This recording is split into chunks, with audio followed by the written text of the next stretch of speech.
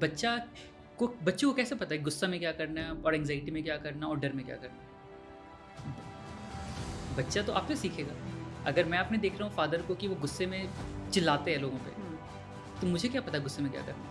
आपसे सबसे ज़्यादा सीखेगा, किसी और से नहीं सीखेगा। किसी भी डेंजरस सिचुएशन में, किसी भी थ्रेटनिंग सिचुएशन में पहला काम सोचने का नहीं होता। इस कारण से हम निकल गए बाहर। प्रॉब्लम बस ये है कि जब हम जंगलों से बाहर निकल चुके हैं, काफ़ी टाइम हो गया जंगलों से बाहर निकलते हुए, लेकिन इमोशंस जो हम फील करते हैं वो आज भी वही फील करते हैं जो पहले फील करते थे। उन्होंने कुछ ऐसी बात कही जो मुझे मेरी आइडेंटिटी, मेरे पर्सनालिटी, मेरे लाइफ पे क्वेश्चन मार्क क्रिएट कर देती है। तो वहाँ पर मुझे मेरा पार्टनर नहीं दिख रहा है, एक शेर दिख रहा है, एक जानवर दिख रहा है, एक वाइल्ड एनिमल दिख रहा है जो मुझ पर अटैक करना चाहता है। तो मेरा दिमाग क्या कहेगा कि अच्छा सोच लेते पहले क्या बोल रही है, क्या नहीं बोल रही, क्या उनका रीज़न, क्या क्यों सोच रहे हैं ऐसा। हम कहेंगे नहीं, मुझे पहले रिएक्ट करना, मैं चिल्लाऊंगा। कुछ ज़्यादा ही हेल्प करने की कोशिश करते बच्चों, हर एक स्मॉल स्टेप्स पे माइक्रो मैनेज करने। किसी दोस्त से लड़ाई हो जाती है, बच्चे से लड़ाई हो जाती है, आई थिंक बच्चों को गलतियां करने देना भी एक पेरेंटिंग का पार्ट होता है। मेरी responsibility as a husband, as a father सिर्फ पैसे कमा कर देने की है।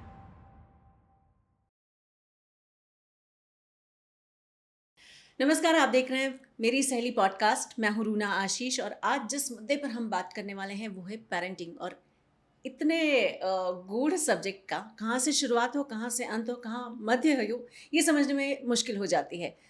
ऐसे में इमोशनल इंटेलिजेंस कोच की ज़रूरत होती है, ऐसे में एक ऑथर की ज़रूरत होती है। और बस आपकी वही बातों को पूरा करने के लिए मैं शिवम को लेकर आई हूँ। कैसे हैं आप? बहुत बढ़िया, thank you so much. Parenting कहाँ से शुरू करूँ, कहाँ रुकूँ, कहाँ थम जाऊँ, समझ में नहीं आता है। इसका शाब्दिक अर्थ या इसका मीनिंग एक इमोशनल इंटेलिजेंस कोच के हिसाब से क्या होता है? आई थिंक पेरेंटिंग एक बहुत बड़ी रिस्पॉन्सिबिलिटी है, बहुत बड़ी रिस्पॉन्सिबिलिटी है। ऐसी रिस्पॉन्सिबिलिटी जो किसी मैनुअल के साथ भी नहीं आती है। नहीं। ये एक ऐसी चीज़ है जो आप फील करते हो, ऑब्जर्व करते हो, एंड आपको स्पॉन्टेनियसली समझ में करना पड़ता है कि मुझे क्या करना है, कैसे करना है, क्यों करना है। बहुत सारी चीज़ें हमें बताई जाती है, ऐसे करो, ऐसे ना करो। हमें बहुत सारी चीज़ें जो हमने देखी होती है अपने पेरेंट्स की तरफ से, कुछ इन्फॉर्मेशन हमें वहाँ से भी रहती है हमारे पास। But at the end of the day हमें समझ में खुद को करना पड़ता है इवेंचुअली कि क्या करना सही है, क्या करना गलत है। तो काफ़ी ट्रिकी पार्ट हो जाता है उस पार्ट में, बिकॉज बहुत अनसर्टेन चीज़ है ये। लेकिन हाँ, जब हम अपनी इमोशंस को समझना चालू कर देते हैं तो पेरेंटिंग वाले इमोशंस को समझना भी आसान हो जाता है। और यहाँ पर सबसे बड़ी गलती हम एज ए ह्यूमन बीइंग ये करते हैं, जो काफ़ी बार लोगों का ये थॉट है, काफ़ी कॉमन क्वेश्चन आता है कि मैं अपने बच्चों को इमोशनली इंटेलिजेंट बनाना चाहता हूँ, अपने बच्चों को चाहता हूँ कि बहुत सॉर्टेड, बहुत डिसिप्लिन्ड और बहुत ही क्लियर रहे इमोशंस के साथ। लेकिन मैं कुछ काम नहीं करना चाहता हूँ। अच्छा। इन द सेंस कि हम एज अ पेरेंट क्या चाहते हैं कि हमारे बच्चे सबसे अच्छे बने। डेफिनेटली। हम तो चलो हमारा एज खत्म हो गया, मेरे क्या रिस्पॉन्स, मैंने तो बच्चा पैदा कर दिया, मैंने अपने उनको देख लिया, अच्छे स्कूल में डाल दिया, तो मेरा पार्ट वहीं तक खत्म हो गया। बट एक सबसे इंपॉर्टेंट पार्ट पेरेंटिंग की होती है कि पेरेंट्स को मिमिक करते हैं बच्चे।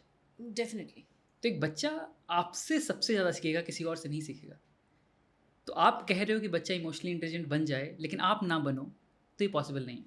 तो ये काम क्या होते हैं? राइट। तो इमोशनली इंटेलिजेंट बनना, इसका मतलब समझना अपने इमोशंस को, और समझकर उस पर रिएक्ट करना या रिस्पॉन्ड करना according to the situation. Normally क्या होता है ना, हम रिएक्ट करते पहले है, सोचते बाद में, जो कि ज़रूरी है एट टाइम्स, कभी कभी ज़रूरी है। इनफैक्ट जिस कारण से हम इमोशंस फील करते हैं, उन कारणों से ये तरीका ही सबसे बेस्ट तरीका है। पहले रिएक्ट करो, फिर सोचो। मैं एग्जांपल देता हूँ आपको। आप बहुत अलग बोल रहे हैं। नहीं तो बड़े ज्ञानी जो लोग हैं वो बोलते हैं कि सोच के काम किया हाँ, नहीं, करो। बिल्कुल सही बात है, बिल्कुल सही बात है। बट मैं समझाता हूँ कि मैं क्यों ऐसा बोल रहा हूँ। आप एक शेर के सामने आते हो, आप रोड पर वॉक चल रहे हो और आपके सामने एक शेर आता है, आपका रिएक्शन क्या होगा? भागो। भागो। क्या उस वक्त सोचोगे आप? नहीं। इसका मतलब क्या हुआ कि उस वक्त अगर आप सोचने बैठ जाओ, या शेर तो छोटा सा लग रहा है, शेर तो लंबा सा दिख रहा है, मैं इधर छुप जाता हूँ, उधर छुप जाता हूँ, ये कर लेता हूँ, वो कर लेता हूँ, अगर मैं ये सोचने बैठ गया तब तक तो मेरी जान चली जाएगी। तो किसी भी डेंजरस सिचुएशन में, किसी भी थ्रेटनिंग सिचुएशन में पहला काम सोचने का नहीं होता, पहले रिएक्ट करने का होता है। भागो फिर सोचो क्या हुआ था मेरे साथ। यही होता है ना, जब पहले अगर शेर को देख लिया हमने, पहले भागेंगे एक सेफ जगह पर, फिर अपने थॉट्स को गैदर करेंगे, फिर कहानियाँ सुनाएंगे, ये हुआ था मेरे साथ, वो हुआ था मेरे साथ। तो क्या कर रहे हैं, पहले हमने रिएक्ट किया ना, फिर सोचा। अगर उस वक्त सोचने बैठ जाते तो जान चली जाती है। अब ये सबसे पहले समझना जरूरी कि इमोशंस आता ही वहाँ से है। इंसान, हम इमोशंस फील क्यों करते हैं? हम काफ़ी बार कहते हैं ना ये बात कि यार इमोशंस तो सरदर्द है, बर्डन है हमारे लिए लाइफ में। अगर इमोशंस ना होते तो हमारी लाइफ कितनी सिंपल होती, सिंप्लीफाइड होती। बट इमोशंस सरदर्द नहीं, emotions are a survival mechanism for your body, yes which means हमारे ब्रेन में, हमारी बॉडी में इमोशंस कब फील करना चालू किया हमने? जब हम इवॉल्व कर रहे थे फ्रॉम एनिमल्स। उस वक्त जब हम जंगलों में थे, लाखों साल पहले की बात, हज़ारों साल पहले की बात, जब हम जंगलों में थे, उस वक्त हम सबसे स्ट्रॉन्गेस्ट तो नहीं थे, नहीं, हमसे स्ट्रॉन्गेस्ट बाकी बहुत सारे एनिमल्स थे। तो इंसान ही क्यों निकल पाए जंगल से बाहर? इंसान ही क्यों डोमिनेट स्पीसीज बन पाए? Yes, very interesting. क्योंकि उनके पास इमोशंस फील करने की कैपेसिटी बिल्ड हुई, विच मीन्स आपका दिमाग इस तरीके से इवॉल्व करा कि अगर मुझे कुछ फील हो रहा है तो मुझे रिएक्ट करना है और उस अकॉर्डिंगली रिस्पॉन्ड करना है। ऐसा बाकी जानवर भी करते हैं, ऐसी बात नहीं है, लेकिन ह्यूमन में और वो लॉजिकल कैपेबिलिटीज एडअप हुई, और उस कारण से हम इतने इंटेलेक्चुअल बन सके कि हम समझ सके कि हमें कैसे ग्रुप्स में रहना है, कैसे सोसाइटी बिल्ड करना है। तो इंसान को ये बात समझ में आ गई थी कि अगर हमें निकलना है जंगल से बाहर और डोमिनेंट बच के रहना है वहाँ पर, तो हम अकेले कुछ नहीं कर पाएंगे, हमें सोसाइटी बिल्ड करना पड़ेगा। And that's what they did. और इसके लिए रोल किसका था? इमोशंस का था। इसमें रोल किसका था? एंग्जाइटी का था, फियर का था, एंगर का था, लव का था, हर एक कुछ का था। इस कारण से हम निकल गए बाहर। प्रॉब्लम बस ये है कि जब हम जंगलों से बाहर निकल चुके हैं, काफ़ी टाइम हो गया जंगलों से बाहर निकलते हुए, लेकिन इमोशंस जो हम फील करते हैं, हाँ, वो आज भी वही फील करते जो पहले फील करते थे। इसका मतलब अगर मेरी पार्टनर से मेरी कुछ लड़ाई हो रही है, यहाँ कोई शेर नहीं बैठा हुआ है यहाँ पर मेरे सामने, my partner sing raw emotions, if I can put it that way. Exactly, बिल्कुल। तो उन्होंने कुछ ऐसी बात कही जो मुझे, मेरी आइडेंटिटी, मेरे पर्सनैलिटी, मेरे लाइफ पे क्वेश्चन मार्क क्रिएट कर देती है। तो वहाँ पर मुझे मेरा पार्टनर नहीं दिख रहा है, एक शेर दिख रहा है, एक जानवर दिख रहा है, एक वाइल्ड एनिमल दिख रहा है जो मुझ पर अटैक करना चाहता है। तो मेरा दिमाग क्या कहेगा कि अच्छा सोच लेते पहले क्या बोल रही है, क्या नहीं बोल रही, क्या उनका रीज़न, क्या क्यों सोच रहे हैं ऐसा। हम कहेंगे नहीं, मुझे पहले रिएक्ट करना है, मैं चिल्लाऊंगा उन पर। ये चिल्लाने की टेंडेंसी कहाँ से डेवलप हुई? मेरी नीड से कि मुझे खुद को प्रोटेक्ट करना है। ओह, तो हमारा दिमाग अभी केपेबल नहीं हो पाया इतना कि समझ सके कि असली शेर कौन है और नकली शेर कौन है। तो जब भी हमें लगता है कोई शेर आ रहा है आसपास, असली हो या नकली, हम रिएक्ट करते हैं पहले। बट पेरेंटिंग एक टाइम के बाद जाकर डेफिनेटली पहले 3-4 साल तक तो माओ को और पापाओं को समझ में नहीं आता कि बच्चे का क्या करना है। बिल्कुल, हाँ। लेकिन जब वो स्कूल जाते हैं, मिडिल स्कूल में जाते हैं, तब तक आपके लाइफ में आपकी इंटेलिजेंस, विजडम के साथ एक ठहराव आता है। तब भी क्या ये रॉ इमोशंस वैसे के वैसे ही होते हैं? इमोशंस हमेशा सेम होते हैं। आप जो इमोशंस फील कर रहे हो, या मैं जो फील कर रहा हूँ, या कोई भी और इंसान फील कर रहा है, कोई बच्चा फील कर रहा है, रूडिमेंट्री तरीके से पर्पस वही है उन इमोशंस का। हम भी जिस बातों पे डरेंगे, आप भी उन्हीं बातों पे डरोगे। नेसेसरी नहीं उन बातों पे, मतलब आपका परसेप्शन अलग होगा, बट जो चीज़ ट्रिगर करेगा अंदर वो सेम रहेगा। अच्छा, जैसे अगर आपको डर लग रहा है टेक्नोलॉजी से और मुझे डर लग रहा है पुरानी टेक्नोलॉजी से, तो फियर क्या है? फियर है लैक ऑफ अंडरस्टैंडिंग। आपको नई टेक्नोलॉजी समझ नहीं आ रही, मुझे पूरी पुरानी टेक्नोलॉजी समझ नहीं आ रही। तो फियर का रूट कॉज क्या हुआ? Lack of understanding. और वो मुझे थ्रेट दिख रहा है, एंड दैट इज़ व्हाट डर आ रहा है। तो चीज़ें अलग हो सकती है बट परसेप्शन तो सेम ही है ना। तो पेरेंटिंग में भी ओवर द ईयर्स चीज़ें थोड़ी सेटल होनी चालू होती है। जब बच्चा सबसे छोटा होता है, बहुत छोटा होता है, स्पेशली मदर्स के लिए बहुत बड़ी रिस्पॉन्सिबिलिटी आ जाती है, biologically plus mentally plus physically. Biologically सबसे बड़ा बर्डन, वो बच्चा आपके ऊपर 100% डिपेंडेंट है, निर्भर है। करेक्ट, बिल्कुल। मतलब आपको फीड करना है बच्चे को, आपको रखना है, आपको सुलाना है, आपको उठाना है, आपको सब कुछ सोचना है उसके बारे में। एंड वो तब आपकी बॉडी भी आपका साथ नहीं दे रही है।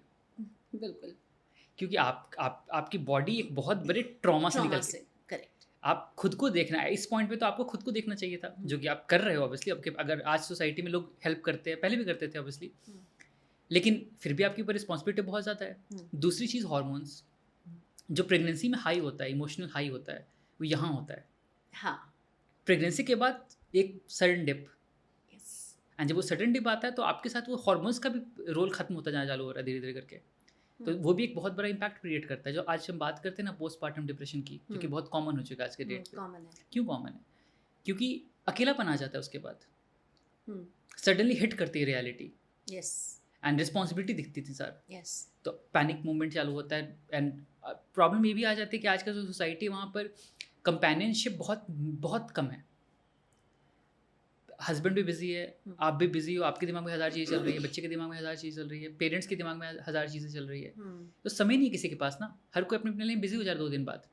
आपको तो बच्चे पालना है इवेंचुअली, बट पेरेंट्स भी बिजी हो गए, आप भी बिजी हो गए, हस्बैंड भी बिजी हो गए, बट आपके ऊपर इतना बर्डन आ गया अचानक से, तो आपके लिए मुश्किल हो रहा है इन चीज़ों को हैंडल कर पाना, तो बहुत प्रॉब्लम क्रिएट करती है। तो problem the point I am saying is कि ऐसे मोमेंट्स पे पेरेंट्स को समझना और इमोशनली इंटेलिजेंट बनना बहुत ज़रूरी है, अगर बच्चे को हम हाँ। अच्छे तरीके से रेज करना चाहते हैं तो कि आप कितना समझो। फायदा होता है।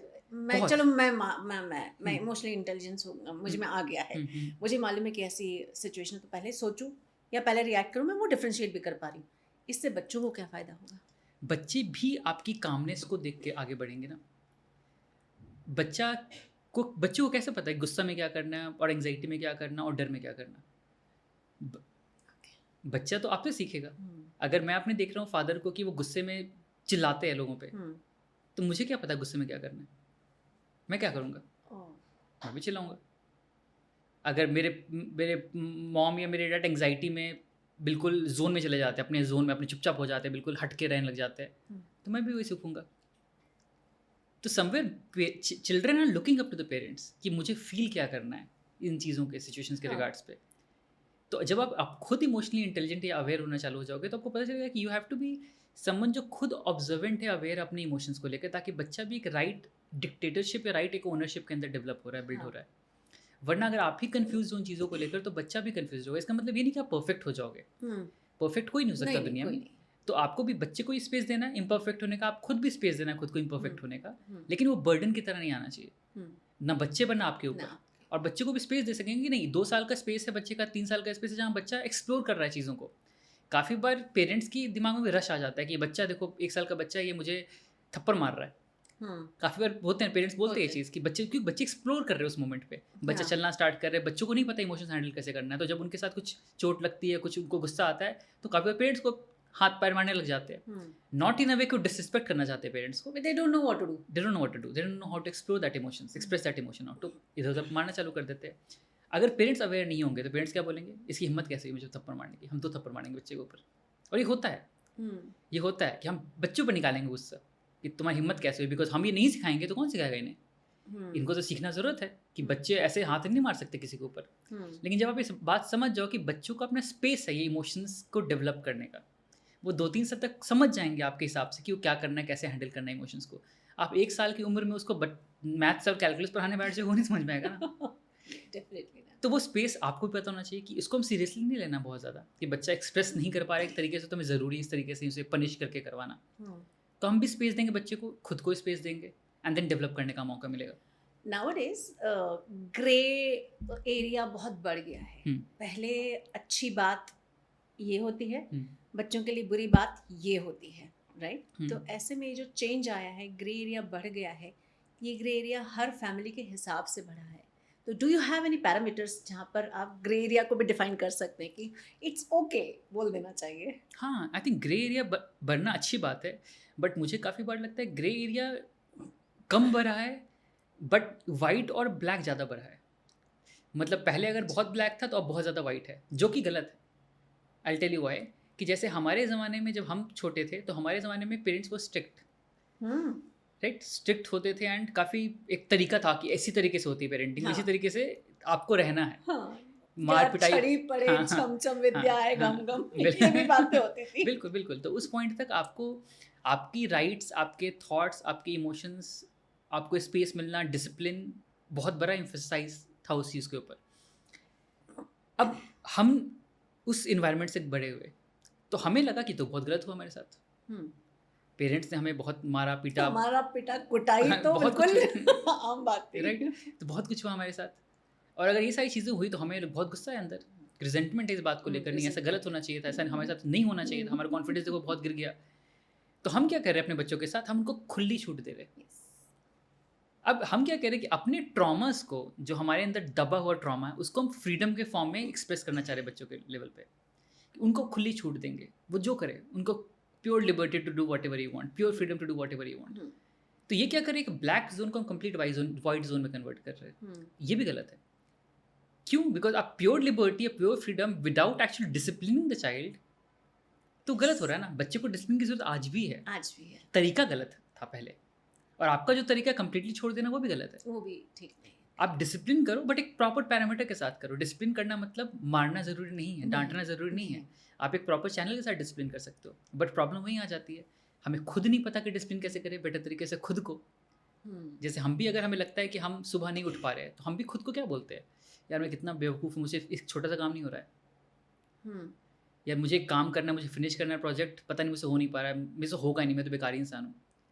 जब हम खुद को डिसिप्लिन नहीं कर पा रहे with a soft tone and with a compassionate tone, right, खुद के साथ हम इतने स्ट्रांग और इतने हार्श है, तो बच्चों के साथ कैसे होंगे विदाउट स्ट्रांग इमोशंस। तो हमें न खुद को डिसिप्लिन करना आता है प्रॉपर तरीके से, बच्चों को तो बहुत दूर की बात हो गई।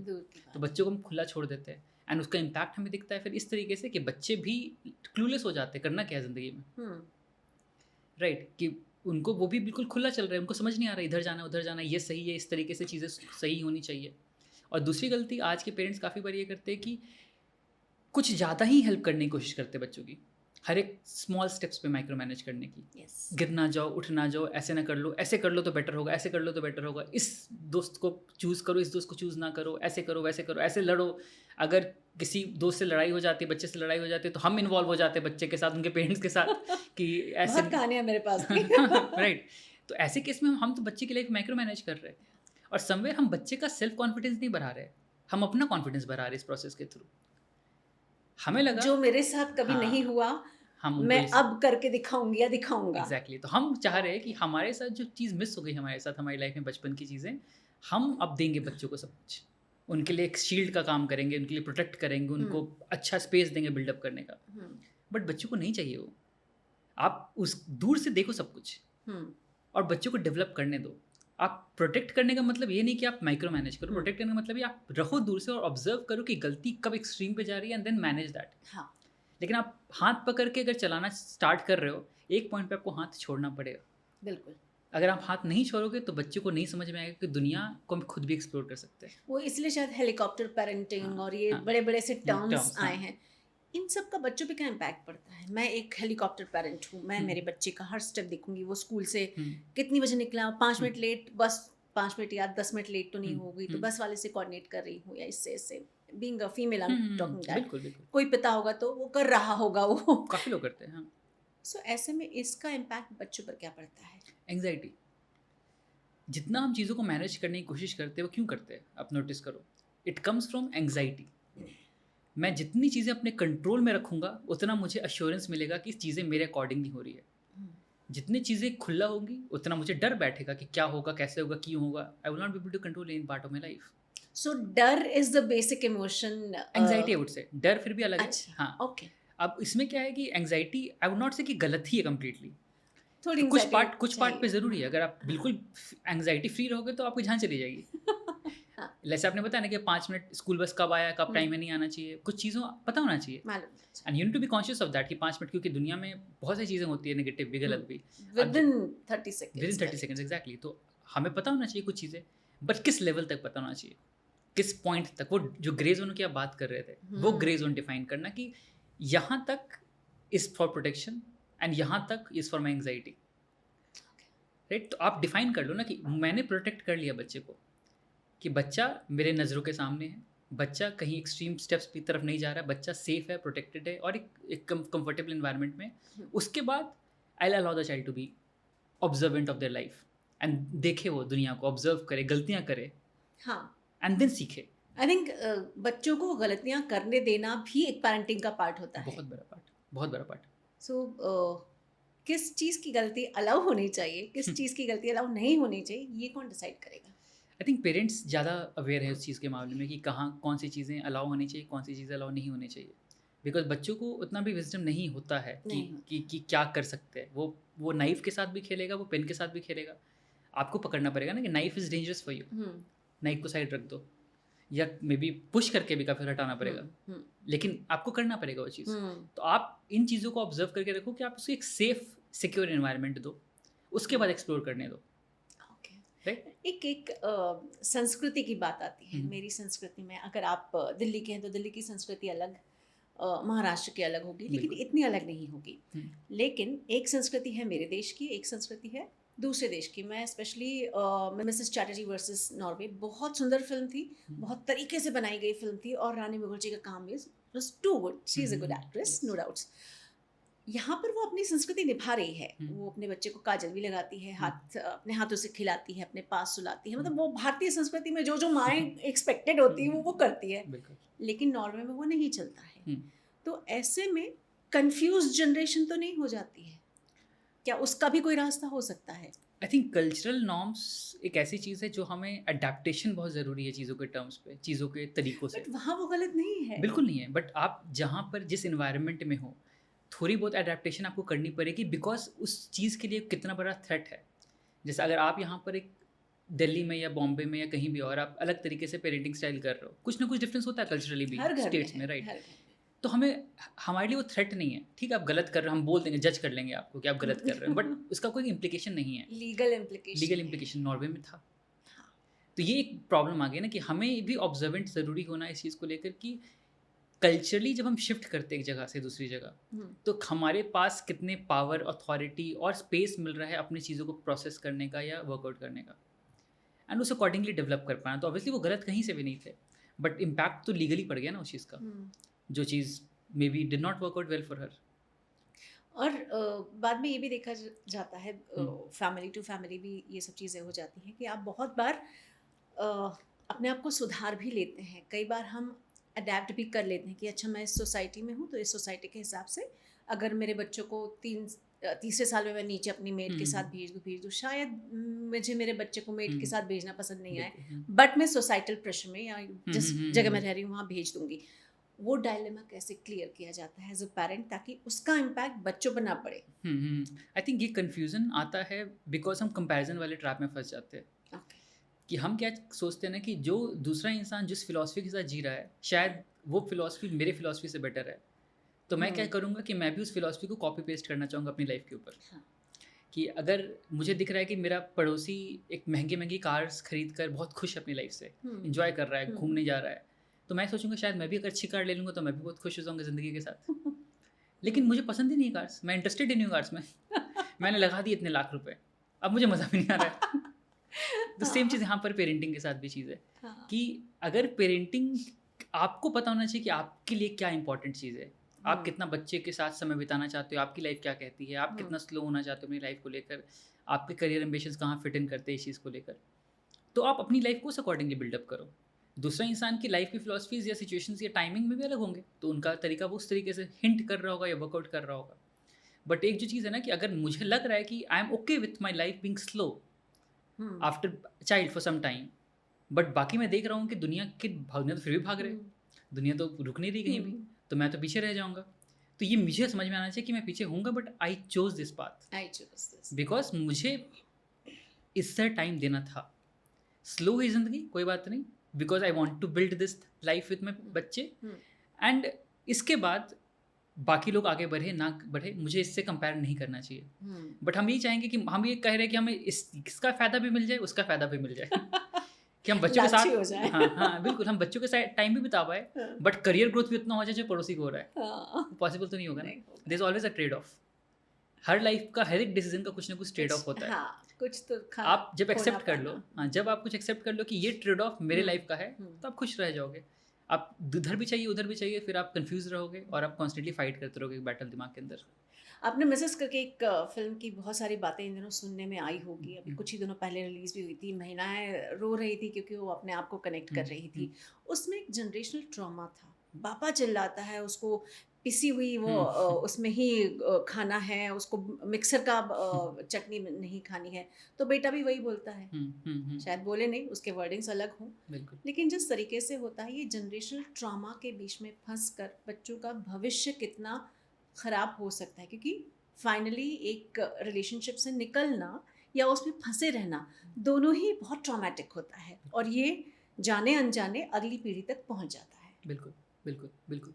सो इसका बिल्कुल बहुत बड़ा इम्पैक्ट होता है, बिकॉज अगर आप ऐसे सिचुएशन में फंसे हुए हो तो आप अपनी हेल्थ का तो ध्यान नहीं रख पाओगे मेंटली या फिजिकली, और अगर आप खुद का ध्यान नहीं रख पाओगे तो बच्चों तक भी वही समूह उसी चीज़ का इम्पैक्ट पड़ेगा। बिकॉज एक बच्चे की रिस्पॉन्सिबिलिटी निभाना बहुत बड़ी रिस्पॉन्सिबिलिटी है, एंड इसके लिए आपको बहुत टाइम और स्पेस चाहिए खुद के लिए, दिमाग के लिए। आपको कम्प्लीटली प्रेजेंट होना पड़ेगा बच्चे के साथ। अगर आप ही कहीं ऑक्यूपाइड हो मेंटली, बिकॉज आपकी नीड्स ही नहीं फुलफिल हो रही है, तो आप बाकियों को कैसे देख पाओगे? जैसे अगर आपको मैं कहूँ कि चलो शॉपिंग करने चलते हैं, बट आपने खाना नहीं खाया है, आप थके हुए हो, तो आपको दिमाग मन नहीं लगेगा आपका, आप फ्रस्ट्रेटेड रहोगे, हर बात पे चिढ़ जाओगे। तो वैसे आपको शॉपिंग पसंद है, हाँ, बट आपका एक फिजिकल नीड फुलफिल नहीं हुआ था, जिस कारण से आपकी दिमाग सेटल्ड नहीं थी, जिस कारण से आपका बाकी रिस्पॉन्सिबिलिटी पे इम्पैक्ट होना चालू हुआ। सेम यहाँ पर भी होता है। तो वहाँ पे एक बहुत बड़ा रोल होता है पेरेंट्स का, एंड बोथ पेरेंट्स का, कि एक कॉर्डियल इन्वायरमेंट बिल्ड करके दे हम एक दूसरे को, ताकि हम दोनों अपनी रिस्पॉन्सिबिलिटी अच्छे से निभा सके बच्चे के लिए। कि अगर एज अ मदर उसे चाहिए स्पेस या टाइम या एनर्जी या कुछ sense of responsibility in certain areas, तो आप दो एज अ फादर। और अगर एज अ मदर आपको लगता है कि आई वॉन्ट कि मेरे हस्बैंड कुछ चीज़ें करे, कुछ रिस्पॉन्सिबिलिटीज खुद भी उठाए, कुछ चीज़ों में हेल्प करे, तो वो भी होना चाहिए उसे उधर साइड से भी। प्रॉब्लम वही आ जाता है जो आपने बताया, ट्रॉमा, जनरेशनल ट्रॉमा, कि काफ़ी फादर्स या काफ़ी हस्बैंड्स में ये चीज़ें मिसिंग हो जाती है, बिकॉज उनको लगता है ये तो हमने कभी देखा ही नहीं था। हाँ, उनका वो विजुअल पार्ट हाँ, कभी हुआ ही नहीं। करेक्ट। मेरी responsibility as a husband as a father सिर्फ पैसे कमा कर देने की है। मेरा काम नहीं था बीइंग अ एक्टिव फादर और बीइंग अ एक्टिव हस्बैंड, जो सुने तुम्हारी हर बात को, तुम्हारे हर प्रॉब्लम्स को, और बच्चे के लिए प्रेजेंट रहे। मैं तो अपना काम देखूंगा, मैं आगे सोऊंगा फिर। हाँ, मुझे नहीं चाहिए, मुझे नहीं सुनना है बच्चों के क्या प्रॉब्लम से सर दर्द है। तो ये gap, let mother handle that, let mother handle that. तो मदर पिस रही इधर भी उधर भी।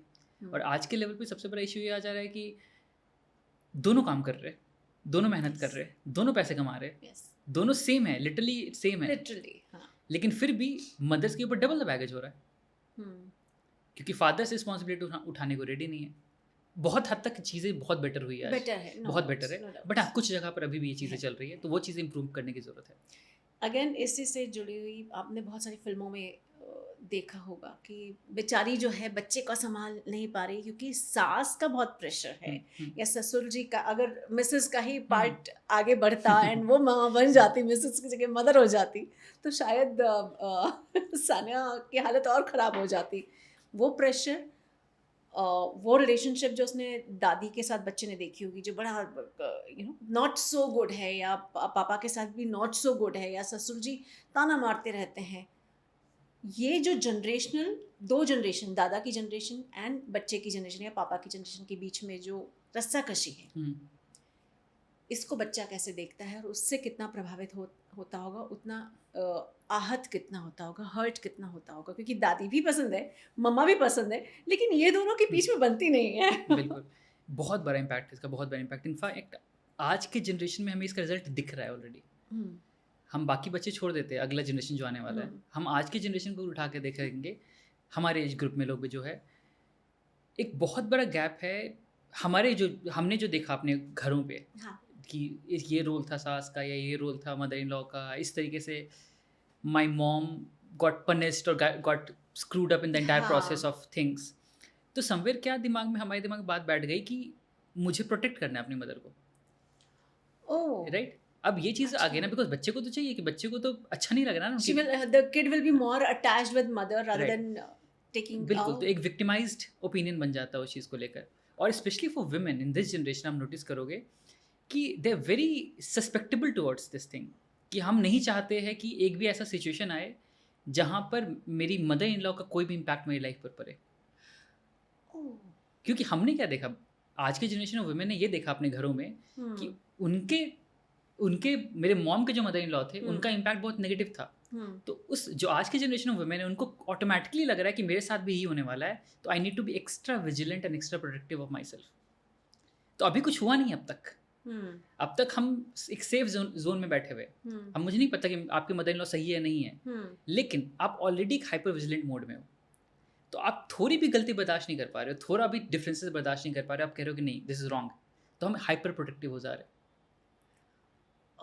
और उससे भी बहुत सारे इश्यूज क्रिएट हो रहे हैं। बहुत आज जो सबसे बड़ा आप नोटिस करोगे डिवोर्स का रीजन है मोस्ट ऑफ द मैरिजेस में, ये इशू है घर वालों का इन्फ्लुएंस और इम्पैक्ट। और इसमें दोनों का इम्पैक्ट है, for sons or the husbands to not take up complete responsibility of the wife कि उसकी मेरी वाइफ की भी कुछ रिस्पॉन्सिबिलिटी, कुछ नीड्स है जो हम स्टैंड ले सकते, वो नहीं करते काफ़ी बार, बिकॉज उन्होंने अपने फादर से सीखा कि ऐसा कुछ होता ही नहीं, ऐसा कुछ होता करना ही नहीं ज़रूरी इन हाँ। चीज़ों के बारे में, तो they are not taking a the responsibility. And from the women side as well, कि उनको लग रहा है कि मेरी मॉम के साथ जो गलत हुआ था मैं अपने साथ नहीं होने दूंगी, तो वो एक्स्ट्रा हाइपर विजिलेंट है उस केस में लेकर। एक्स्ट्रा हाइपर विजिलेंट में क्या होता है, आप बहुत पहले ही अटैक मोड में आ जाते हो, जो चीज़ें हो नहीं रही आप उतना एक्सट्रीम्स में चले जाते हो। और ये होता है, लोग कहते हैं कि व्हाट इफ ऐसा हो गया, तो व्हाट इफ ऐसा हो गया, तो व्हाट इफ मेरे साथ ऐसा कर लेंगे, व्हाट इफ मेरे साथ वैसा कर लेंगे, दैट व्हाट इफ बिकम्स बहुत ज़्यादा इम्पैक्टफुल हो तो जाता होता आपके साथ में भी 25%, तो आप इमेजिन करो 100% उसका इम्पैक्ट पड़ रहा है, तो that is again generational trauma passing on to you and impacting your present day to day life. Oh god. तो ये हो रहा है, ये लिटरली आज हो रहा है दोनों साइड से, from the husband side and the wife side, जहाँ पे ये अवेयरनेस नहीं है कि क्या इम्पैक्ट हमने देखी थी अपने घरों में, और हस्बैंड साइड से कि क्या मुझे रिस्पॉन्सिबिलिटी उठानी चाहिए जो हमने नहीं देखी थी। अच्छा, यहाँ मैं अपने हिसाब से पूछ रही हूँ, बीइंग अ जर्नलिस्ट बहुत सारी चीज़ें दिमाग में चलती रहती हैं। आजकल जो महिलाएं पुरुषों पर अत्याचार करती हैं, भले ही वो डोमेस्टिक वायलेंस में नहीं आए, और मुझे कई हद तक लगता है कि डोमेस्टिक वायलेंस महिलाओं पर इतना ज़्यादा है कि अगर पुरुषों को अधिकार दे दिए तो पुरुषों को तो रोकना ही मुश्किल हो जाएगा, फिर वो हर घर में पिटाई होगी जो पहले होती बिल्कुल थी। बिल्कुल। तो ऐसी सिचुएशन में क्या कहीं कोई पेरेंट जिम्मेदारी निभा सकता है? क्योंकि अपराध अपराध होता है, वो लड़की पर करे तो भी गलत है, वो लड़के या पति पर किया जाए तब भी गलत है। तो क्या कोई पेरेंटल गाइडेंस, इंटेलिजेंस मदद कर सकती है? अब वो बच्चा क्राइम के लिए निकल चुका है। अच्छा, मतलब आप कह रहे हो कि ये हो चुका है, आप ऑलरेडी देख चुके होते हाँ, हुए। दोनों सिचुएशन में, एक मेरे घर का कोई बच्चा जा रहा है, शादी कर रहा है, हो सकता है कल की डेट में वो इतना खूंखार बन जाए कि वो पति के साथ ड्रम वाला, ब्लू ड्रम वाला केस आपने पढ़ा होगा, हो सकता है वो आगे इस कदम की ओर निकल जाए। और एक वो जो क्राइम कर चुका है, क्या उसको हम रिवर्स कर सकते हैं पेरेंटल गाइडेंस के साथ? वहाँ पर पेरेंटल गाइडेंस हेल्प नहीं करने वाला, वहाँ पे आपको प्रॉपर प्रोफेशनल हेल्प की ज़रूरत पड़ेगी जब चीज़ें इतनी आगे बढ़ चुकी है। बिकॉज अगर इंसान इस एक्सट्रीमिटीज़ पे पहुँच चुका है तो उस इंसान ने बहुत कुछ देखा है जिस कारण से उसकी एक्सट्रीमिटीज़ यहाँ तक पहुँच चुकी है, वो अपने इमोशन से भागने में बहुत एक्सपर्ट बन चुका है। अच्छा। अब आपकी बात नहीं सुनने वाला, तो उसे आप प्रोफेशनल हेल्प की ज़रूरत है, बहुत ही स्ट्रिक्ट साइकेट्रिक हेल्प की ज़रूरत है। और इवन जो खूंखार बन चुका है, कुछ भी कर सकता है, उसे भी साइकेट्रिक हेल्प की ज़रूरत है। बिकॉज आपने जो काम करना था कर दिया, वो 15-17 साल तक बच्चा आपके हाथ में होता है, आप डेवलप कर रहे होते हो उसके दिमाग को। After that the person is an adult. आपके बोलने से वो बात सुनेगा नहीं सुनेगा गारंटी नहीं है, आपकी बात को सीरियसली लिया जाएगा भी, ये नहीं पता नहीं। तो आपका कोई बहुत कम रोल हो जाता है वहाँ पर। अगर आपका अच्छा रिलेशनशिप रहा है उसके साथ, तो यहाँ तक बात पहुँचती नहीं, तो आपकी बात सुन लेता वो, अगर आपका अच्छा रिलेशनशिप होता तो। अगर आप तो again I am coming back to that point, so क्या ये महिलाओं का इतना खूंखार होना कहीं जनरेशनल ट्रॉमा की आउटपुट है? कहीं उसने अपनी माँ को या पिता को देखा है बहुत कमज़ोर सा बने हुए, इसलिए वो इतना अग्रेशन में आ गई है आज की महिलाएं? हर कोई नहीं, लेकिन एक तबका उठ रहा है और जो बोल रहा है, पुरुष भी बोलते हैं कि डोमेस्टिक वायलेंस है वो हमारे ऊपर भी तो होता है, उसके बारे में कोई कुछ नहीं कहता है।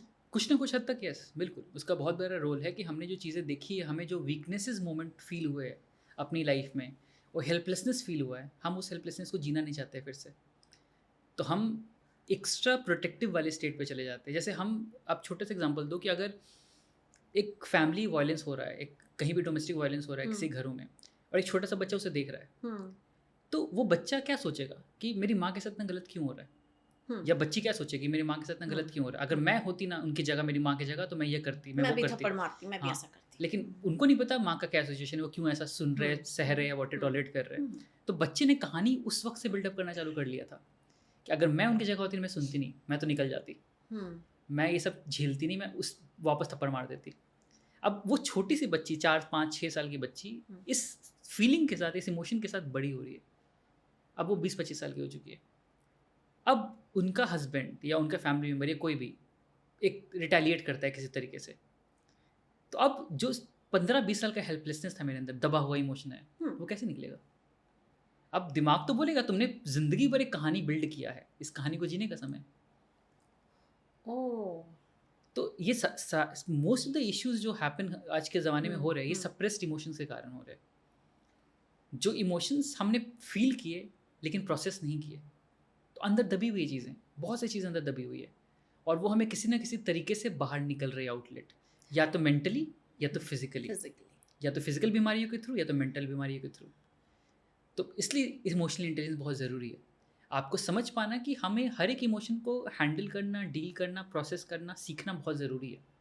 अगर आप नहीं करोगे तो या तो आप सफ़र करोगे गोइंग अहेड, या तो आपके बच्चे सफ़र करेंगे गोइंग अहेड, लेकिन चीज़ें बेटर नहीं होंगी यहाँ से, चीज़ें वर्स ही जाएंगी इसके बाद। और एक पेरेंट कैसे समझे इस बात को लेकर, क्योंकि रेड फ्लैग्स होते हैं, हिडन साइंस बच्चा भी देता है। कैसे वो इमोशनल पेरेंटिंग बच्चों को ढूंढने में, उनके ट्रॉमास को क्योंकि ट्रॉमा कहीं भी हो सकता है। मैं रोड क्रॉस करके गई और मुझे एक गाड़ी ने टक्कर मारी, तो मैं रोड क्रॉस करने के पहले 10 बार इधर उधर देखूंगी, फिर जाऊंगी, which is very smallest thing. बिल्कुल बिल्कुल।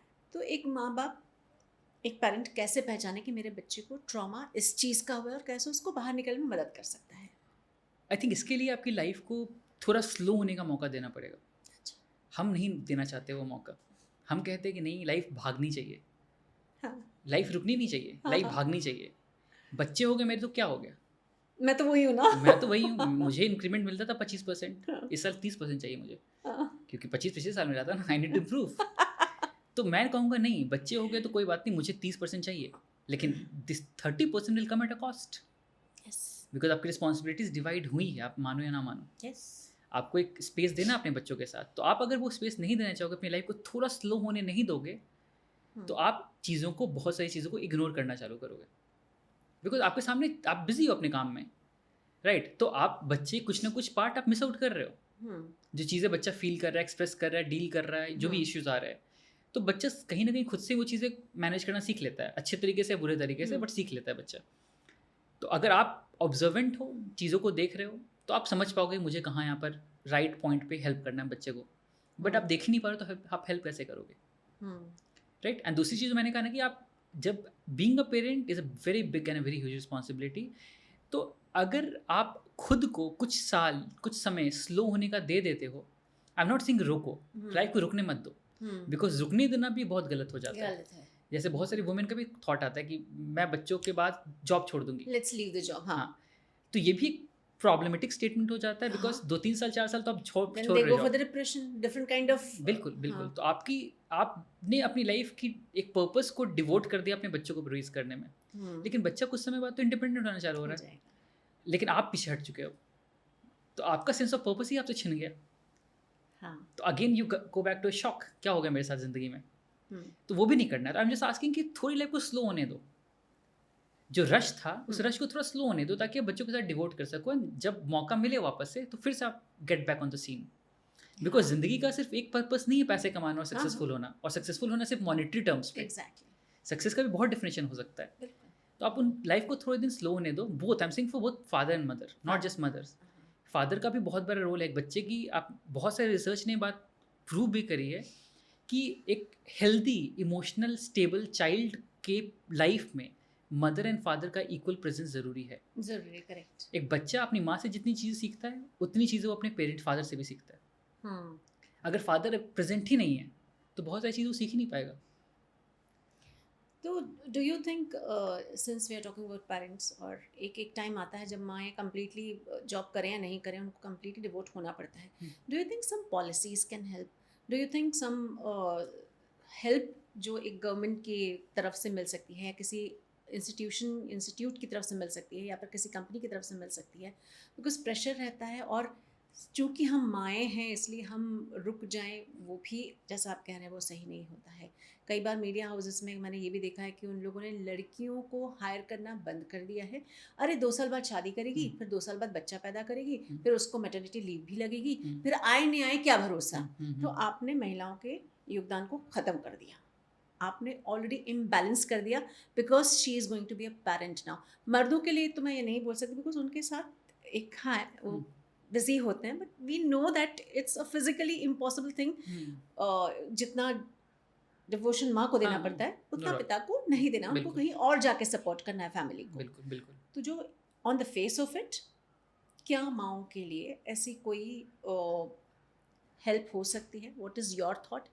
क्या सरकारों को इमोशनली इंटेलिजेंस की यहाँ पर गहन अध्ययन करना चाहिए ताकि माँओं के लिए ईजी हो जाए? बिल्कुल बिल्कुल बिल्कुल। अगर ऐसे चीज़ें बने, डेवलप हो तो बहुत बड़ी चीज़ होगी, बहुत हेल्पफुल चीज़ होगी।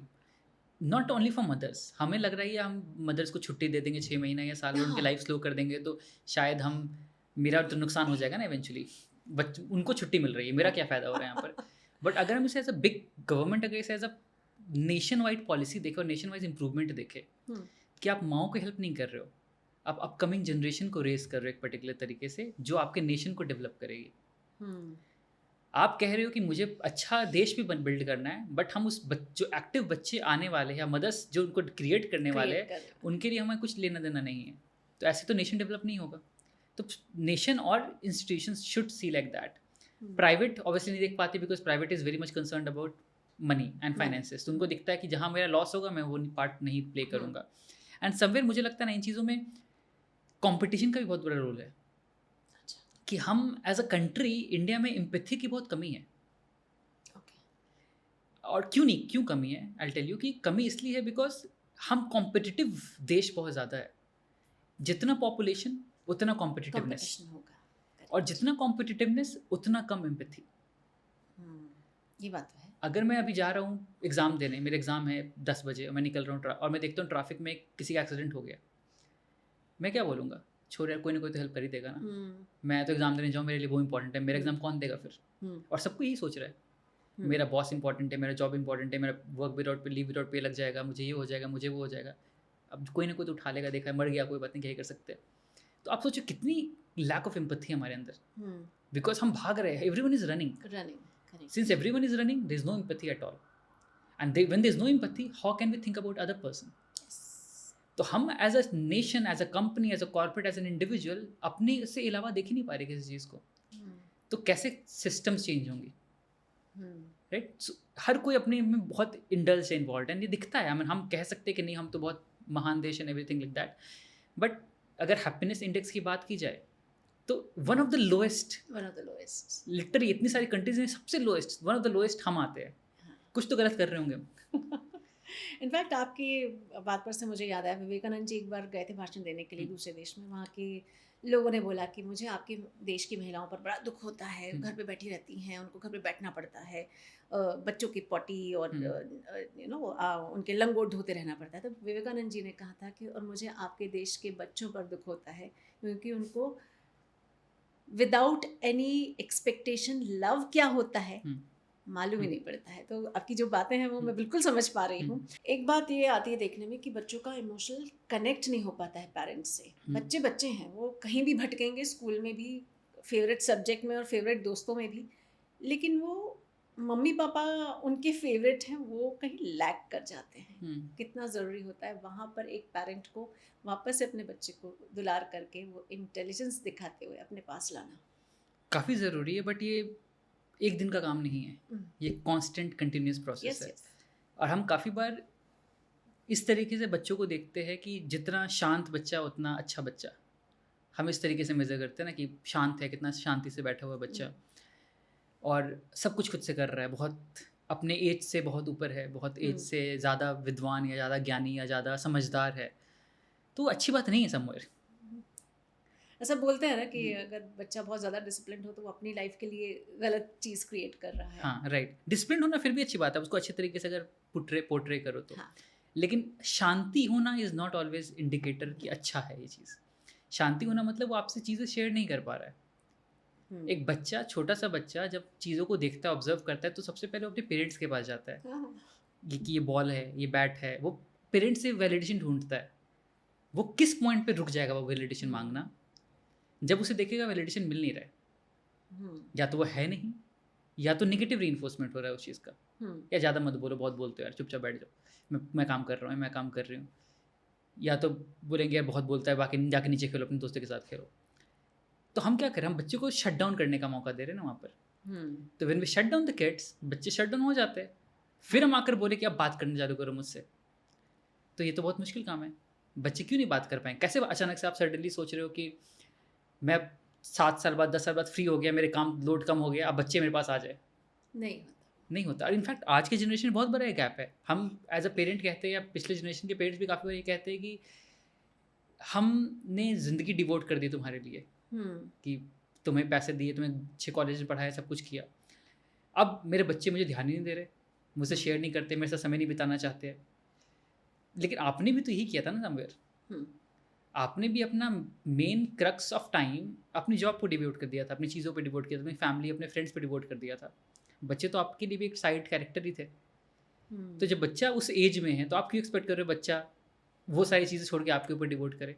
तो क्या टेंट्रम्स भी इसका एक तरीका होता है? बच्चों की तरफ से बिल्कुल, टेंट्रम्स तो बच्चे इसलिए थ्रो करते हैं ना एक पॉइंट के बाद, क्योंकि उनको अटेंशन चाहिए। A child needs attention, I think. But ये ज़रूरी है कि आप, इसका मतलब ये नहीं कि अगर आपके से एक गलती हो गई, आपने कुछ चीज़ें मिस आउट कर दी, इसका मतलब कि चीज़ें खराब ही हो चुकी है। The best part about emotional intelligence और any behavioural change in general is कि अगर आप कंसिस्टेंटली किसी चीज़ पे काम करोगे तो आपको रिजल्ट दिखने चालू हो जाएंगे। But consistency is the key. Yes. इसका मतलब ये नहीं कि मान लो कि मैं 5-6 साल 7 साल ज़िंदगी में बिजी था, बच्चों को टाइम नहीं दे पाया। 10 साल बिजी था, मैं टाइम नहीं दे पाया बच्चों को, बट मुझे रियलाइज़ हो गया। रियलाइज़ हो गया, ये बहुत बड़ी बात है आपके लिए कि आप रियलाइज़ कर रहे हो इस चीज़ कर को। रहे हैं। तो अब आपको इसका पनिशमेंट नहीं मिलना चाहिए ना कि अब नहीं, अब छूट गया तो छूट गया, अब कुछ नहीं होने वाला आपकी ज़िंदगी में। लेकिन हाँ, ये आप सोचोगे कि हाँ 10 साल बाद मुझे रियलाइज़ हो गया, अब 15 दिन ऑफ हार्ड वर्क के बाद मुझे वापस मिल जाना चाहिए वो चीज़। नहीं लगेगा, 15 दिन में नहीं मिलेगा। नहीं। बट हाँ, अगर आप 1 2 3 4 5 6 महीने आप अच्छा डिवोशन के साथ स्पेस देना चालू करो, समय देना चालू करो, पेशेंस डेवलप करो इस चीज़ को लेकर, तो ज़रूर हो जाएगा। बच्चों को सॉरी बोलना कितना इंटेलिजेंट बात होती है? अगेन, कितना सॉरी बोल रहे हैं उस पर डिपेंड करता है। कोई भी बच्चा या कोई भी अडल्ट अगर ओवर सॉरी बोल रहा है, हर बात पे सॉरी बोल रहा है, या ओवरली कॉन्शियस अपनी गलतियों को लेकर, तो शायद वो अंडर कॉन्फिडेंट किड बन जा रहा है। ओह, क्योंकि सॉरी हम क्यों कब बोलते हैं? जब नीड बने तब सॉरी बेटा, मैं आज जल्दी नहीं आ पाई या जल्दी नहीं आ पाया अच्छा, ऑफिस वैसे से। अगर पेरेंट्स की बात करो, अगर पेरेंट्स हाँ। बच्चों को सॉरी बोले, हाँ वैसे केस में हाँ ज़रूरी है, because you are showing that sense of respect बच्चों को भी। बट हाँ, एक्सेसिवली नहीं कि हर चीज़ में हर चीज़ का रिएक्शन वैसा नहीं होना चाहिए। कि फॉर एग्जाम्पल हमने कुछ डिसिप्लिन की पाथ सेट किया है वहाँ पर, और वो ज़रूरी है, मुझे पता है एज अ पेरेंट कि वो चीज़ ज़रूरी है, और बच्चों को नहीं समझ में आ रहा अभी इस पर्टिकुलर पॉइंट पे कि ये ज़रूरी था या नहीं था। तो मैं ज़रूरी नहीं कि उस चीज़ को एक मैनिपुलेटिव तरीके से या प्लीजिंग तरीके से सामने लेकर आऊँ। This was right any way. अगर हमें शाम में रात में जल्दी सोना है तो सोना है, दैट्स राइट। इसमें सॉरी बोलने की कोई ज़रूरत नहीं है। लेकिन हाँ, I need to be fixed by this. मैं आज कुछ बोलूँ, कल कुछ और बोलूँ, तो शायद वो चीज़ बच्चे के लिए क्वेश्चन मार्क बन जाएगा। शायद इस तरीके से मैनिपुलेट कर सकते हैं अपने पेरेंट्स को। एक पेरेंटल सेफ्टी की बात करते हैं, कितना आपका एक इमोशनल इंटेलिजेंस का ध्यान रखते हुए बच्चों को सेफ्टी सिखाई जाए? राइट, आई थिंक एक बच्चा अपने पेरेंट्स से सिक्योरिटी ही ढूंढता है हमेशा। राइट, एंड वो सिक्योरिटी कैसे बिल्ड होगा कि मेरे पेरेंट्स मेरे सामने हैं, मेरे आसपास है और मुझे प्रोटेक्ट कर रहे हैं। तो ये सबसे सिंपल एग्जांपल है कि जब आप बच्चा वॉक करना चालू करता है तो आप बच्चा पहले आपका हाथ पकड़ के वॉक करेगा। एक पॉइंट आएगा जब बच्चा बोलेगा हाथ छोड़ो मेरा, मुझे खुद वॉक करना है। लेकिन आप पार्क में हो या कहीं हो, वो मुड़ के आपके ऊपर देखता है कि बैठे है कि नहीं बैठे मेरे पेरेंट्स। अगर वो ज़्यादा दूर चले जाएगा तो फिर वापस आएगा कि हाँ मेरे पेरेंट्स पास में, फिर वो भागेगा उधर। तो ये आप नोटिस करो कि बच्चा सिक्योरिटी ढूंढ रहा है आपसे, because you are the primary sense of security for the child. तो आप ही सेंस ऑफ सिक्योरिटी बच्चे के लिए। तो अगर आप उस पॉइंट पे अवेलेबल नहीं हो, या आप एंग्जाइटी दिखाते हो उस प्रोसेस के थ्रू कि ज़्यादा दूर मत जाओ, वहाँ मत जाओ, ऐसे मत करो, ओवर कंट्रोलिंग और माइक्रो मैनेज में लग जाते हो, तो बच्चों के लिए भी समझ में आ जाएगी कि दुनिया खतरनाक है। बट अगर क्योंकि मैं अगर ये कर रहा हूँ कि बच्चे को हर वक्त पकड़ के रख रहा हूँ, अटैच करके रख रहा हूँ, तो मैं उसको बच्चे को क्या सिखा रहा हूँ कि दुनिया is a very scary place. तुम्हारा safety is only related to me. तुम सेफ नहीं एग्जिस्ट कर सकते अगर मैं नहीं हूँ आसपास। तो बच्चा इंडिपेंडेंटली सोचना, एक्सप्लोर करना, एक्सपेरिमेंट करना कैसे सीखेगा? और ये सबसे फॉर्मेटिव ईयर्स है। मेंटली, इमोशनली, लॉजिकली 7 8 साल 10 साल तक बच्चा चीज़ों को खुद लेवल पे समझना चालू कर जाता है। तो उस लेवल पे बच्चे को वो सेफ्टी सिक्योरिटी देना ज़रूरी है, बट एक थोड़े डिस्टेंस के साथ। तो ओवर द टाइम हमें थोड़ा पीछे होना ज़रूरी है।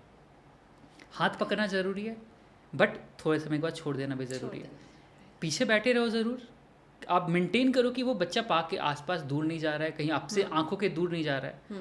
लेकिन ये भी इंश्योर करो कि बच्चा भाग पा रहा है आपसे दूर भी, ताकि वो नए लोगों से बात करना सीखे, प्रोसेस करना सीखे, ऑब्जर्व करना सीखे।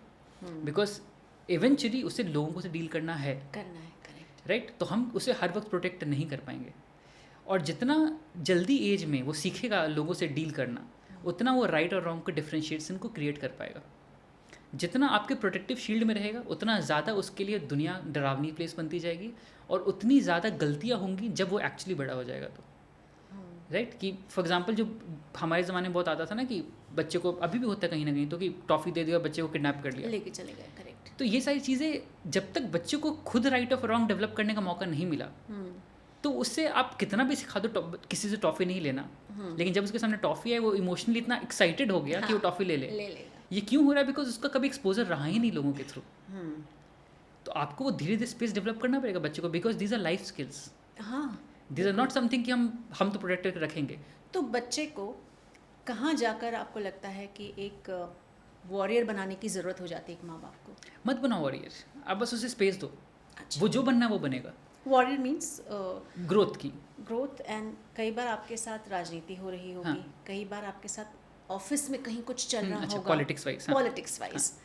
सो कहाँ जाके पेरेंट्स को रुकना है और कहाँ जाके बच्चों को समझाना होगा कि अब ये जो है ये तुम्हारी लड़ाई है, इस तरीके से लड़ो या इस तरीके से लड़ो? आई थिंक ये भी समझाने की ज़रूरत नहीं पड़ती है। अच्छा। ये बच्चे हम हो गए या कोई हमारा बच्चा हो गया, वो समय के साथ चीज़ें खुद सीखता है गिवन द फैक्ट कि उसकी राइट इन्वायरमेंट मिलता आ रहा है समय के साथ। अच्छा।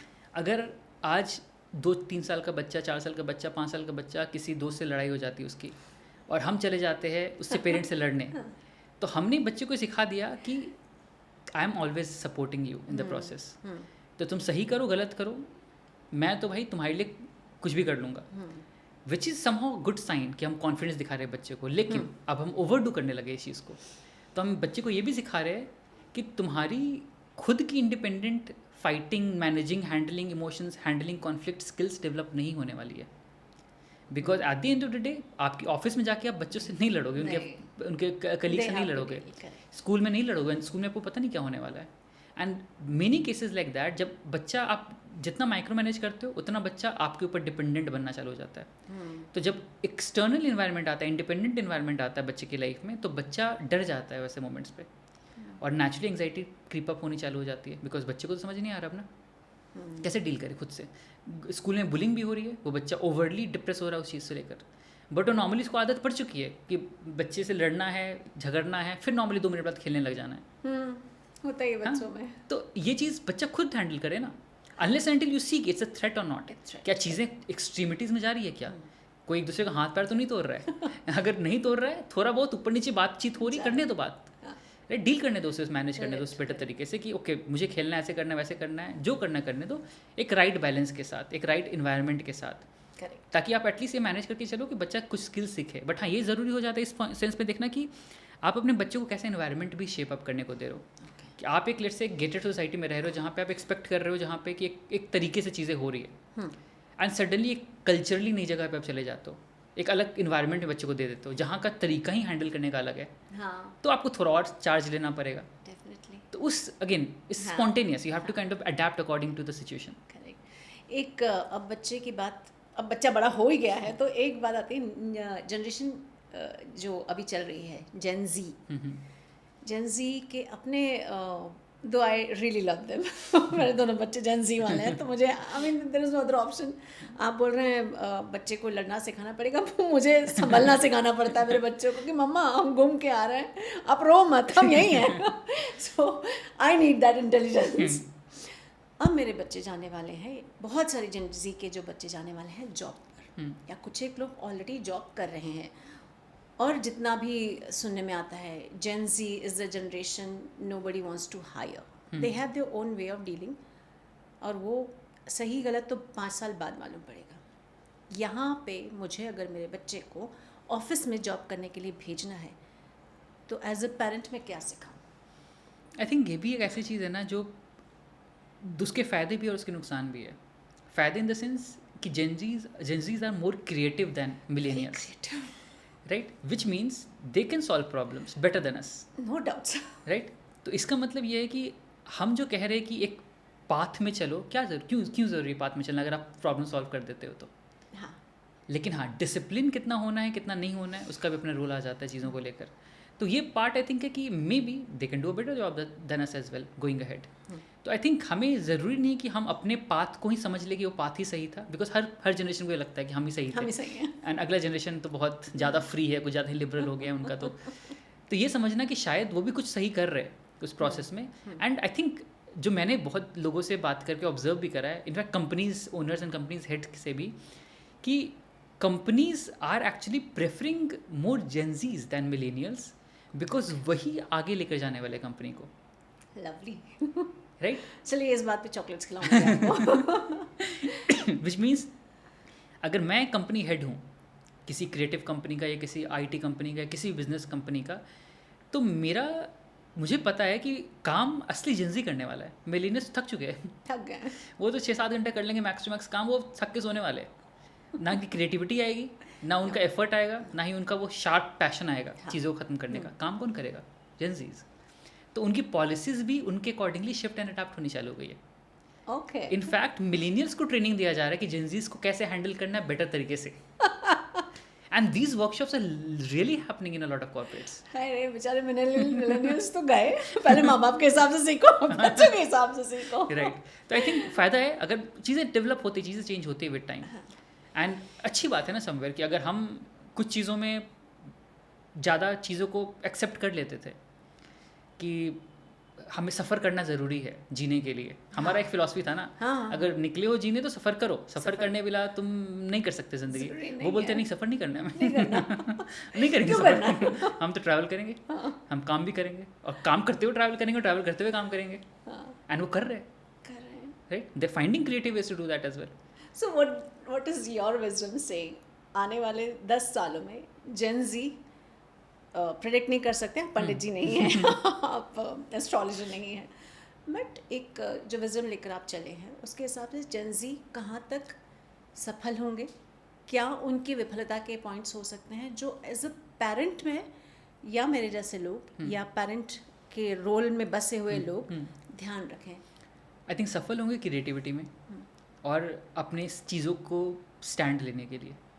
They know their rights very well. हमें पता भी था तो हम स्टैंड लेते थे अभी खुद के लिए कि ये सही और ये गलत है। इन चीज़ों में they are very upright about that. Problems क्या आ सकते हैं about this issues about mental health, because ये चीज़ अभी भी थोड़ी बहुत साइडलाइंड ही है। एंग्जाइटी, डिप्रेशन, मेंटल इलनेसेस, सब बहुत सारी सी चीज़ें।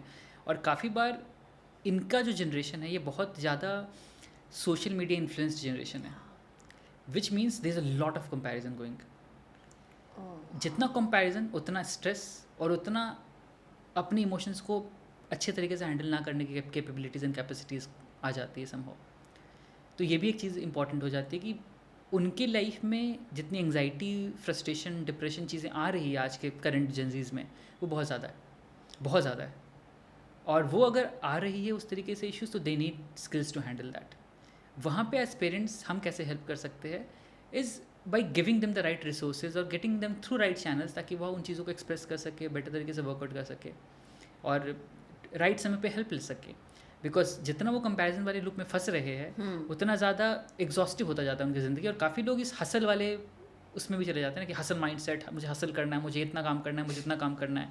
But that is also very short term goal, it's not sustainable at all.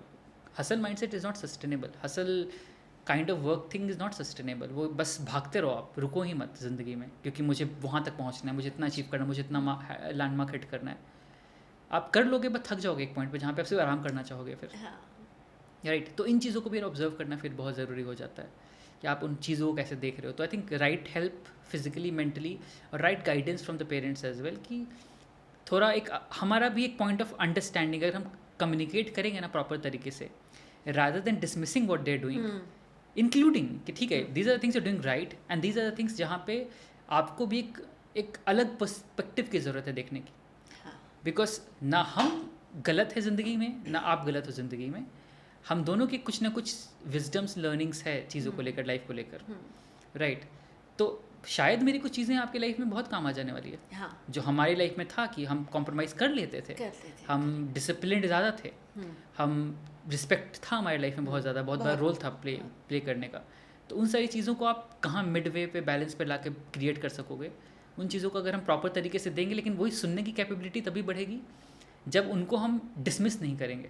हाँ अगर हम बच्चों को डिसमिस कर दे, उस जेंजी को डिसमिस कर दे कि आपकी लाइफ तो घटिया है, बेकार ज़िंदगी जी रहे हो, तो वो आपकी बात भी नहीं सुनेंगे। हाँ बिल्कुल नहीं। तो आप एकोमोडेट करो उस चीज़ को कि आप अच्छा कर रहे हो, बट यहाँ पे थोड़ा इम्प्रूवमेंट या Change थोड़ी करो, चीज़ों की ज़रूरत करने हैं। तो आई थिंक वहाँ से चीज़ें बेटर हो सकती है। आप सोशल मीडिया की बात कर रहे हैं, जेंजी के साथ बहुत ज़्यादा हो रहा है, लेकिन एक सेलिब्रिटीज़ की भी मैं बात जानना चाहूँगी। इनको बहुत ज़्यादा सोशल मीडिया पर दिखाया जाता है, मतलब फ्रैंकली स्पीकिंग करीना कपूर के जब बच्चे हम देखते हैं तो अरे ये तो करीना का बेटा है, ये तो छोटा वाला बेटा है, और ये उनके साथ शुरू हुआ, वो हर जगह पर छाए हैं।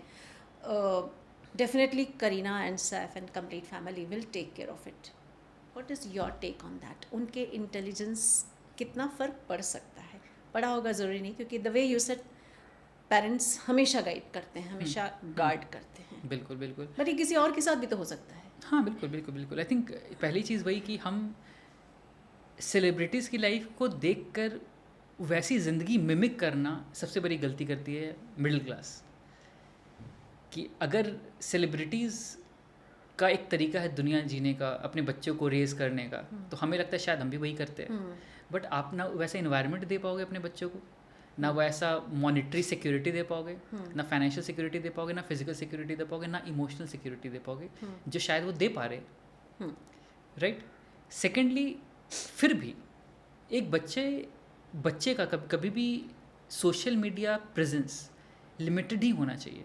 क्योंकि बच्चा जितना उसको इन्फॉर्मेशन दोगे आप, उतना बच्चा कंफ्यूज होगा कि क्या सही है और क्या गलत है ओपिनियंस लेने में। इनफैक्ट एक रिसर्च ये भी कहता है ना कि, जो कि बहुत इंटरेस्टिंग कॉन्सेप्ट है, कि बच्चा जब छोटा बच्चा होता है और एक न्यूक्लियर फैमिली में रह रहा है वर्सेस एक बहुत सारे लोगों के साथ बीच में रह रहा है, एक जॉइंट फैमिली में रह रहा है। हम काफ़ी बार कहते हैं ना कि जो बच्चा जॉइंट फैमिली में होता है वो तो अच्छे से पल जा रहा है, और न्यूक्लियर फैमिली के बच्चे सफ़र कर रहे हैं।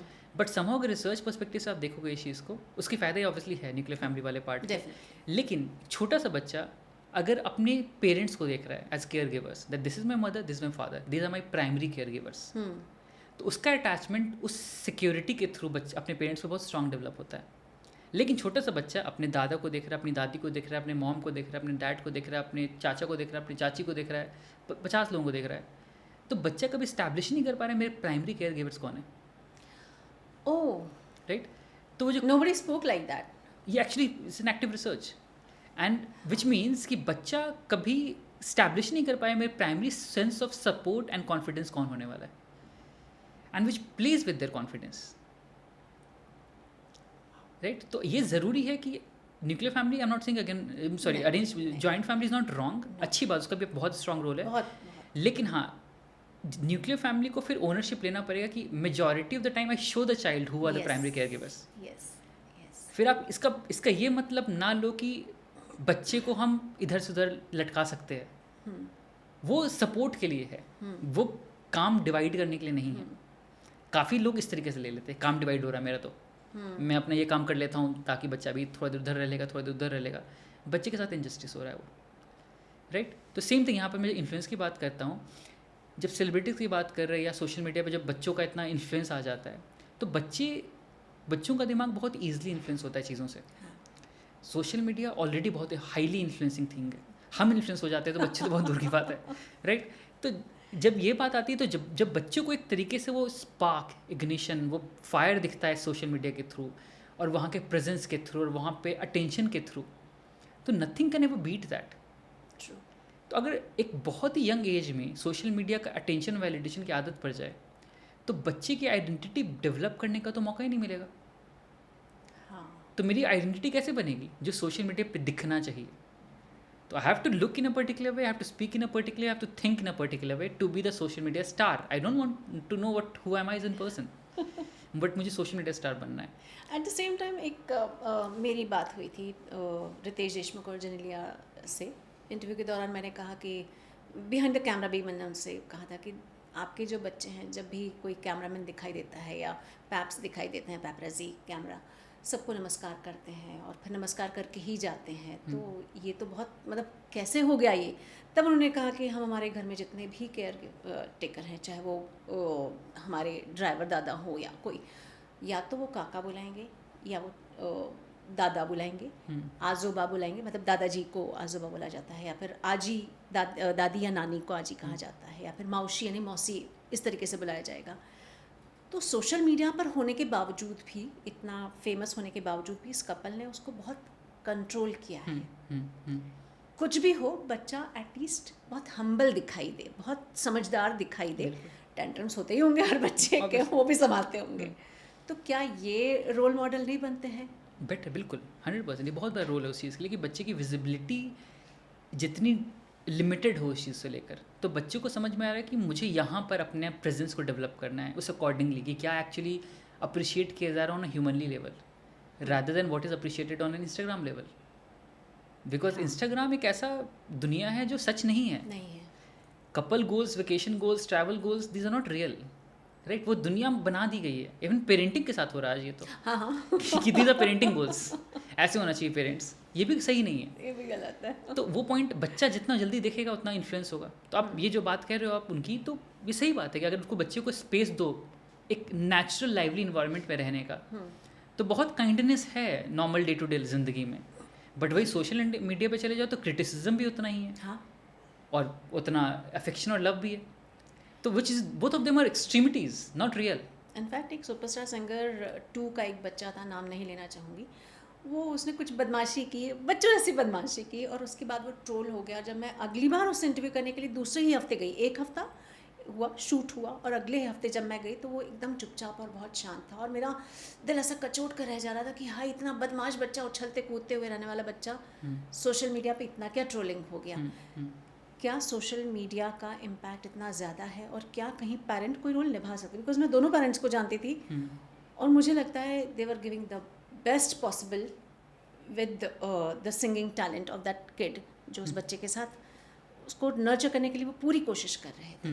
बड़ा डायलेमा था, क्या कोई रास्ता निकल सकता था? आई थिंक यही इस चीज़ को लिमिट करना बहुत ज़रूरी है, सोशल मीडिया की हम कितना स्पेस दे रहे, कितना टाइम दे रहे, कितना इन्फ्लुएंस दे रहे इस चीज़ को।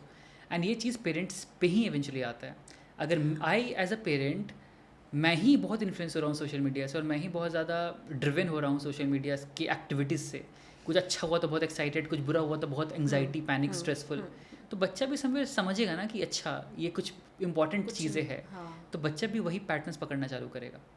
बट अगर मुझे भी दिख रहा है कि एक है, this is just another world जहाँ पे इट्स नॉट रियल, और मैं से इम्पैक्ट इमोशनली नहीं हो रहा हूँ बहुत ज़्यादा, तो बच्चा भी देखेगा कि बस एक साइड का कुछ चीज़ है जो इंपॉर्टेंट पार्ट है लाइफ का, बट ठीक है, it's not a big deal to get influenced और इमोशनली ट्रिगर्ड बाई। तो बच्चा भी इसको बहुत सीरियसली नहीं लेगा। तो सेम चीज़ यहाँ पर अप्लाई होता है कि हम एज अ पेरेंट अगर खुद को इमोशनली डिटैच कर सकेंगे सोशल मीडिया वाले पार्ट से, इंसिडेंट से, हाँ, तो बच्चा भी नहीं करेगा उसको ज़्यादा इंटरनलाइज। बट आप भी बहुत ज़्यादा इन्फ्लुएंस हो जाओ कि क्या हो गया, मतलब कैसे कैसे लोगों ने बोल दिया, तो बच्चा भी एक जोन में जाएगा, नहीं मैंने शायद गलत कर दिया, कुछ इतना गलत कर दिया क्या, राइट? क्योंकि बच्चा तो पेरेंट्स को ही देखेगा पहले इनिशियल रिएक्शन के लिए। जैसे बच्चा गिरेगा तो नॉर्मली उठ के फिर से खेलने चला जाएगा, बट पेरेंट्स का अगर एक सैड रिएक्शन देख लेगा या डरा हुआ रिएक्शन देख लेगा तो बच्चा रोना चालू कर देगा गिरने के बाद। नहीं, बट बाद में उस बच्चे से हमने 5-1 मिनट बात की, वो बच्चा बहुत फिर उस बदमाशी में आ गया था। तो मुझे वो जो 5 मिनट का बच्चा ऐसा सैड सा हो गया, तो वो ना एज अ मदर भी अच्छा नहीं लग रहा था, एज अ इंटरव्यूइंग पर्सन भी अच्छा नहीं लग रहा था, बट आई एम हैप्पी कि आज वो उतना ही बदमाश है। अच्छी बात है फिर। अच्छा, एक हर बार हर जनरेशन में कहीं एक ऐसे डायलेमा आते हैं जहाँ आपको चूज़ करना पड़ता है। जब रेडियो आए, रेडियो मत सुनो बच्चे, तुम ख़राब हो जाओगे। टेलीविज़न आए, टीवी ज़्यादा मत देखो, ख़राब हो जाओगे। अब मोबाइल एक पर्सनल व्यूइंग चीज़ है। रेडियो एंड टेलीविज़न ऐसी चीज़ थी जो हम साथ में बैठ कर देख लेते थे। पापा ने बंद किया, उसके बाद हिम्मत नहीं है हमारी। मोबाइल में वो पॉसिबल नहीं हो पाता। पापा सो गए, चलो मोबाइल देख लेते हैं। कितना इम्पैक्ट कर रहा है? बहुत इम्पैक्ट कर रहा है, बट आई थिंक इसमें भी right amount of discipline and control दिखाना ज़रूरी है। फिर आप जैसे जैसे दुनिया इवॉल्व कर रही है, आप बहुत सारी चीज़ों को कंट्रोल नहीं कर सकते हो, नहीं कर पाओगे। तो आप जितना कंट्रोल करने की कोशिश करोगे उतना रिबेलियन नेचर बाहर निकल कर आएगा, जो हम भी करते थे, छुप छुप कर ब्लैंकेट के अंदर मोबाइल यूज़ करना। तो ये चीज़ आप समझ के चलो कि जितना आप कंट्रोल करोगे उतना रिबेलियस नेचर निकल कर आएगा। तो ज़्यादा कंट्रोल मत करो, बट एक डिसिप्लिन क्रिएट करो विद अ कंप्लीट अवेयरनेस कि this is how it goes. ये 1 घंटा या आधा घंटा है आपके मोबाइल यूज़ करने के लिए, टीवी देखने के लिए, ये काम करने के लिए, but then we have to kind of surrender the mobile phone here and then go to sleep at this point of time. तो वो एक sense of control and responsibility हम भी दिखाएंगे बच्चों को, तो बच्चे भी ये फॉलो समझी। मिमिक करेंगे, बट हम भी उल्टा करते हैं अगेन इस केसेस में भी। हम कहते हैं यार हम तो थक गए यार बहुत ज़्यादा, रात दिन भर ऑफिस से काम किया, अब थोड़े समय तो इंस्टाग्राम की रील स्क्रॉल कर ले, थोड़ा तो रिलैक्स कर ले, एंड हम बच्चे को कह रहे सो जाओ। तो अगर जब बच्चा देख रहा है कि पेरेंट्स तो अब इंजॉय कर रहे हैं इस पॉइंट के बाद और मुझे बोल रहे सो जाओ, ये तो बात कर इनजस्टिस रहे है, वाइड इनजस्टिस है। तो आपको भी एक राइट रोल मॉडल बनना पड़ेगा फिर, राइट, कि आप सुला दो, अगर आपको सच में चाहिए वो स्पेस और टाइम तो आप सुला दो, फिर आप उसमें जाओ क्योंकि आपके लिए ज़रूरी है। यू नीड आल्सो चीटिंग तो आप भी करोगे, हाँ, अभी भी करोगे करोगे हाँ, but I mean find out a ways जहाँ के आप बच्चों को एक स्पेस दे सको पहले, बिकॉज आपकी पर्सनल लाइफ और रिलैक्सेशन ऑल्सो इंपॉर्टेंट। आप भी मतलब इस प्रोसेस के थ्रू फटीग नहीं होना चाहोगे ना, कि अपनी लाइफ को बिल्कुल झोंक दिया। तो आप पहले उस पॉइंट ऑफ डिसिप्लिन को क्रिएट कर दो एंड थोड़ा स्पेस खुद के लिए भी निकालो, टाइम खुद के लिए भी निकालो, because you are human beings as well, आपकी पर्सनल आइडेंटिटी भी है। चलिए शिवम, बहुत बहुत शुक्रिया आपका। इतनी सारी बातें मतलब मैं खुद भी एज ए पेरेंट समझ नहीं पाती थी, आपने मुझे वो भी बातें बताई। आई एम श्योर जो दर्शक हैं उनको भी बहुत सारी बातें देखना सुनना समझना मिली। बहुत बहुत शुक्रिया। Thank you. तो ये था हमारा पॉडकास्ट पेरेंटिंग पर। हम लोग बात कर रहे थे कैसे इमोशनल इंटेलिजेंस के ज़रिए भी पेरेंटिंग बेहतर बनाई जा सकती है, हालांकि इसका कोई पैमाना नहीं होता है। ऐसे ही इंटरेस्टिंग, एम्पावरिंग और इंस्पिरेशनल स्टोरीज़ के लिए आप बने रहिए हमारे पॉडकास्ट पर। मेरी सहेली, लाइक शेयर सब्सक्राइब ज़रूर कीजिए। धन्यवाद।